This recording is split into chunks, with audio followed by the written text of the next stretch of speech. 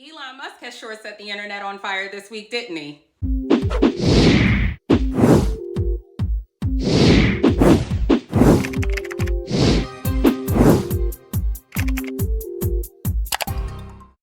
Woo! Twitter has sure been on fire this week, and not for the usual reasons. About 2 weeks ago, Elon Musk set off a firestorm when he announced that he had purchased 9.1% of Twitter. The news that the world's richest man was now the largest shareholder in his preferred social media platform sent the stock price soaring, but it sent leftists scrambling and people Twitter fingering. Almost immediately after that, Musk started soliciting suggestions about ways to improve Twitter by what else? Tweeting a poll. The poll asked if we wanted an edit button.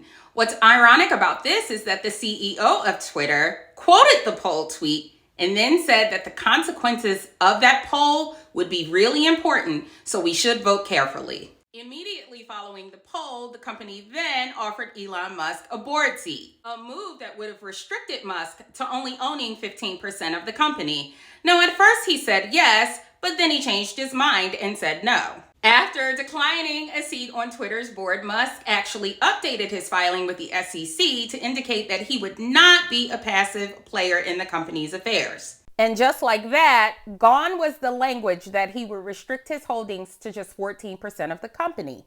Now, in retrospect, this was the first clue that Elon was going to attempt something more impactful than just buying some stock and serving as a board member. And just as we thought that Musk was leaving us with a cliffhanger, it was then on April 14th that he offered to buy Twitter for $43 billion so that it can be transformed as a private company. Now, this is a huge story with lots of fast-moving parts to it. It's also a story that we're likely to see stretch out over the next several months. I'm seeing a lot of people cheer for this move. I know that social media censorship is playing a huge role in why a lot of people want to see this deal go through. But then there are others who see this as nothing more than just your usual controlled opposition. Personally, I see it as a shrewd businessman doing what businessmen do, while the rest of us are merely just inmates looking for a new warden to control the asylum. For those of you who have been following me for the past several years, you already know me and how I feel about the digital space and who gets to control your voice. There is no better way for you to control your voice than through your own platform. It's going to cost Elon Musk $43 billion to buy Twitter when it can only cost you $10 to purchase your own domain name. When you add in the cost of hosting as well as trademarking the name, you're looking at about spending a cool $400 or $500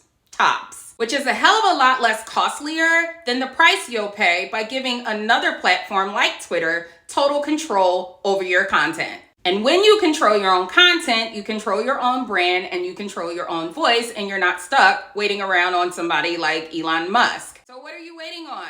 Spend the $10 to buy the domain and the extra few $100 to trademark it. This way, no matter what happens with Twitter or Facebook or any other platform, you'll still be around. In other news, there are rumors that these two broke up.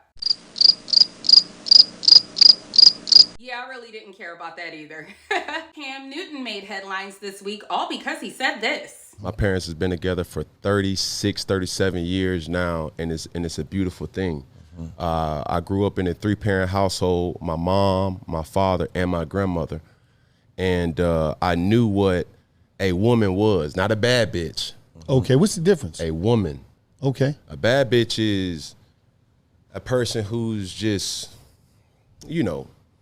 girl, I'm a bad bitch. I'm doing this, I'm doing that. I look the part, but I don't act the part. Okay. And it's a lot of women who are bad bitches.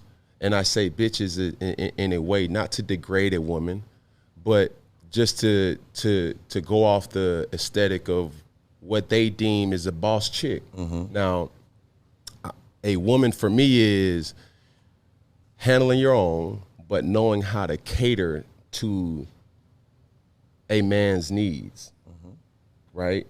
And I think a lot of times when you get that aesthetic of like, I'm a boss bitch, like I'm a this, I'm a that, no, baby, like, but you can't cook.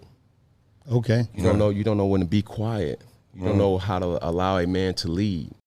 I'm not even sure exactly why this is such a big deal. I mean, the guy is a professional athlete. He has access to certain types of women. He clearly has encountered such women. So ultimately, ultimately what he's doing is speaking on his experiences. You know, once upon a time, speaking about our experiences used to be allowed until social media. Now, every time a celebrity says something, we're examining it under a microscope. Why? What exactly do we fear that what they say will do?